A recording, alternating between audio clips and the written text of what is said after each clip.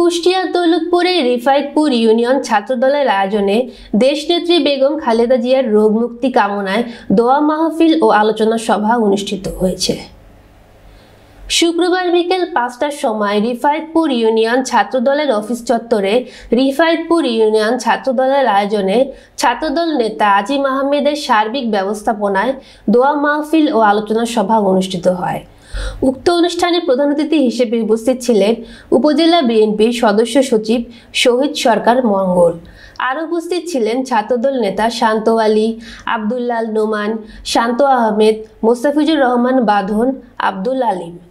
আলোচনা সভায় দেশনেত্রী বেগম খালেদা জিয়ার রোগ মুক্তি কামনায় দোয়া শেষে দৌলতপুরের বিএনপির রাজনীতিতে ছাত্রদলের ভূমিকা নিয়েও আলোচনা করা হয়।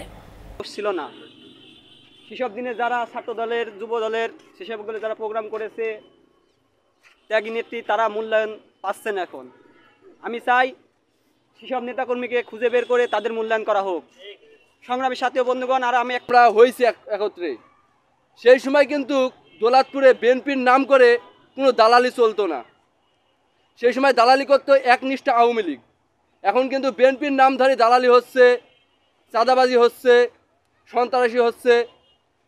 এগুলোকে আমরা সবাই একত্রিত হয়ে এর বিরুদ্ধে আমাদের নেত্রী বেগম খালেদা জিয়ার রোগ মুক্তি কামনায় আসলে আমি আমার বক্তব্যে প্রথমেই স্মরণ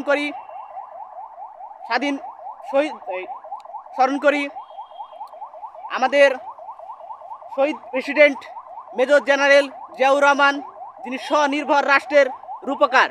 তার হাত ধরেই বাংলাদেশের যে উত্থান শুরু হয়েছিল, রাজনৈতিক যে উত্থান শুরু হয়েছিল বাংলাদেশের।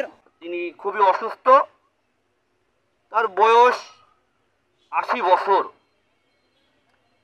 তিনি যদি মনে করতেন লন্ডনে গিয়ে পালাই থাকবে, তিনি কিন্তু তাও পারতেন না। কিন্তু তিনি কি সেটা করেছেন?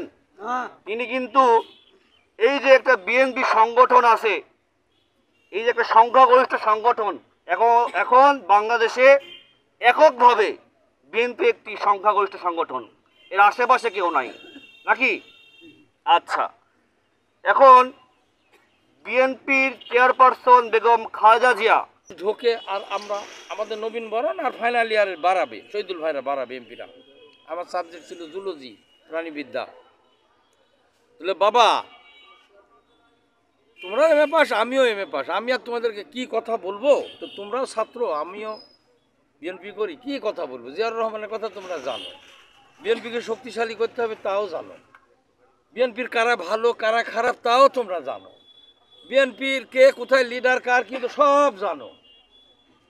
আমি বলতে চাই, সেদিন যে ভদ্রলোক বলেছিল যে দেখো তোমরা ভাগ্যবান ছেলে, রাজশাহী বিশ্ববিদ্যালয়ে ৮ টাকা বেতনে পড়াশোনা করো, এই সব বিল্ডিংয়ের টিচার, আমাদের এসব টিচারদের বেতন সব সরকার দেয়, কিন্তু কিছু মানুষ আসতে পারল না। তার ভিতরে তাকায় বলে, ও দেখো রাজশাহী বিশ্ববিদ্যালয়ে 300 একর জমি, ও দেখো ওই কৃষকের ছেলেটা আসতে পারল না।